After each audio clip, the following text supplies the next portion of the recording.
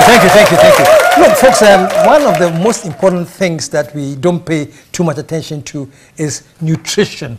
You know, I remember one time, I try to lose weight every now and then, and somebody told me, listen, KSM, you can exercise all you want, but if from here you go and download your fufu and abenkwai at 10 p.m., trust me, it's no work done. You know, he says watching what you eat is so important in your well-being. Today I brought here somebody who's going to talk to us about, I call her a clinical dietitian. That's not what I call her. She is a clinical dietitian. In Ghana, we call them nutritionists. But she's going to tell us what to eat and how to eat, and generally give us good advice towards our well-being. Put your hands together. Show us a lot for Mavis.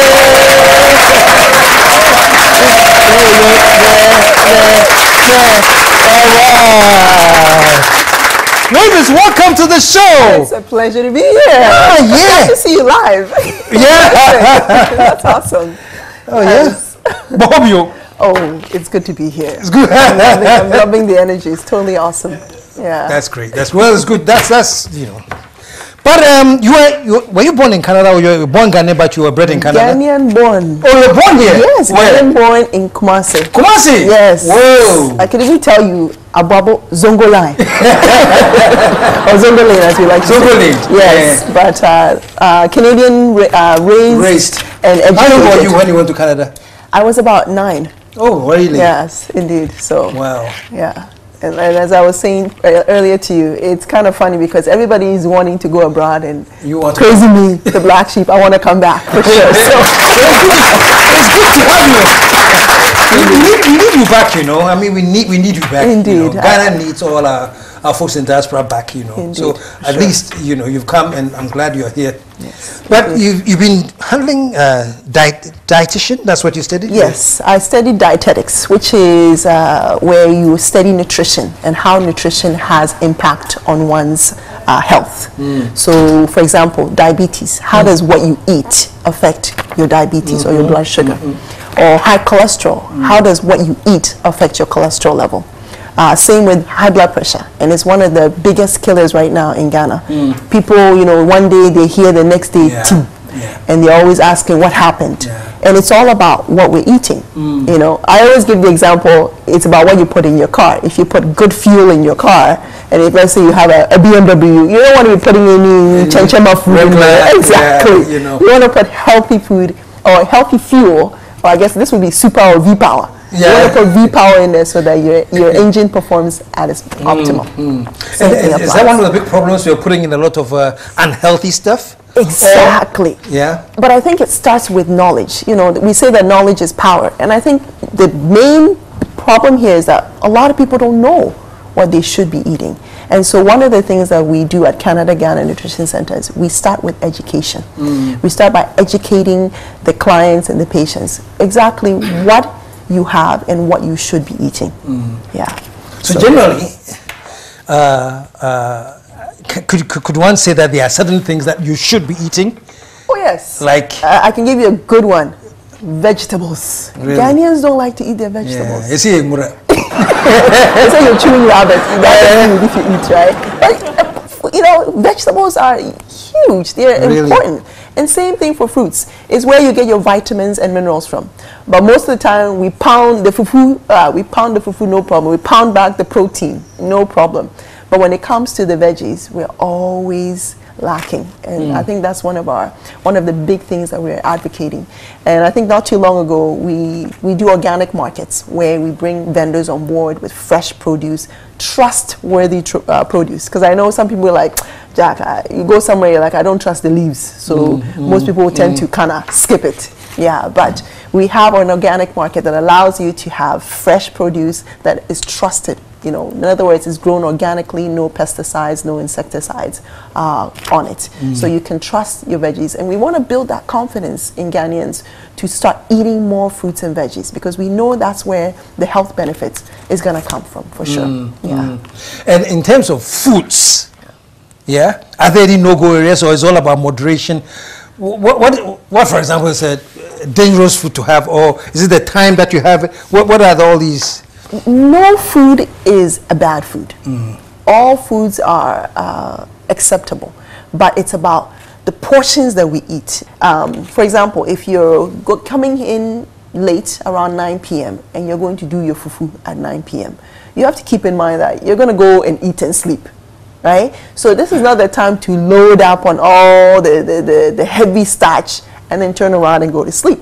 It actually causes your body to store all those calories in the form of fat, and it can actually cause your cholesterol to go up. So it's about moderation. It's about choosing the right foods at the right time. And at the same time, it's about enjoying what you eat. I think sometimes we're so in a hurry that we just nyafu nyafu, as we like to say. You just put the food in and then exit. And we have to take time to actually look at what we're eating and ask yourself that question. Is this going to help me or is it going to harm me? Is what I'm eating essentially an asset or a liability? And that's how we look at it from the nutrition aspect. But the problem that people have is that we seem to know, we've heard what is the right thing, but somebody will tell you, oh, and I say the money I'll spend to buy grapes and spinach and whatever, you know, the amount is going to cost me. I'm going to spend less than half of that. I get myself 2 good bowls of kinke, you know. So economically, it doesn't even make sense for me to think vegetables. Okay. How do we handle? Easy solution. Okay, so take your banku. There's nothing wrong with banku. So instead of doing 2 balls of banku, do 1 bowl of banku. Get some tomatoes and onions. I call it the Ghana salad. Tomatoes and onions. They do the trick just as well. Really? And then make sure that you have fresh pepper versus, because sometimes the shito is questionable. We used to, back in the day, shito used to be light brown. Now shito is pure black. You know, which tells you that sometimes the oils that they're using has been well used, and then they're using that to make the shito. So you get fresh pepper and you have your banku. So it's not that you can't eat your fufu. It's all about, for my health or for my disease state, can I eat this? Can I have this with this? It's all about the combination. Don't eat the kinky and leave the tomatoes and onions out. Add it to it. It's all part of a balanced diet. Right? So that's what we're looking for. Finding that balance. Okay. Some of the killer diseases we know, you know, hypertension, you mentioned, you know, high blood pressure. Are there any particular foods that you know even in decent quantities are still on the watch list, because that can... your biggest issue when it comes to BP or high blood pressure, or as the Twi would say, moja bosro, is that the fact that it's centered around salt intake. Salt. We like our kako, our tolo beef, our momone, our kobe, but we forget that the reasons why these foods are made that way, or they've added salt to it, is to preserve the protein. It's actually meant to just preserve the protein. It's not about, the salt is a preservative. So what you're supposed to, or what we should be doing, is you get the Kobe or tolo beef, you soak it in water, remove all the salt from it. But nowadays it's like ching ching bang right in the soup without even taking any time to kind of remove the excess salt. And so as a result of that, that's where the problem is coming from. It's not the actual Kobe itself. It's the salt, which is a preservative meant to prevent the protein or that particular fish from rotting, basically, or essay is another way we put it. You can have the fish, but you have to remove the excess salt out of it. Back in the day, I remember my cousins would tell you about going to, what do you call it? SS, or going to boarding school, and they give you that big carton of shito, you know, and you're supposed to preserve the shito, and there's a bit of oil that sits on top. The oil is not actually meant to be consumed. You're supposed to consume the shito. The oil is meant to keep the shito from going bad. Oh, really? But somewhere along the way, somebody ran out of shito, or saw that he's about to run out of shito, and decided to kind of mix the shito with the oil. And now it's an automatic thing. They mix it. So that excess oil, when you're taking those excess oils, can actually contribute to your cholesterol going up. So a lot of these diet-related diseases, because we've kind of gone off and we've missed the understanding behind what we're supposed to do with them.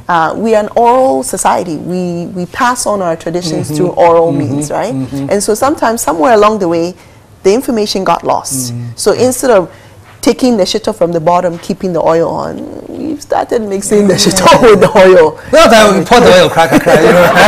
What's about? And now they tell you, There's no oil in there.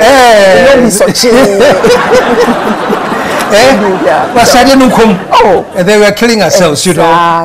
Exactly. If you go to the as for the salt, I'll testify, you know. And anybody who knows me knows that I didn't joke with my salt, man. The only thing salt won't go in is maybe tea and my cereal, you know. But salt will go into everything, you know. Even before you taste, I don't have to taste, you know. It's like a ritual. Even before.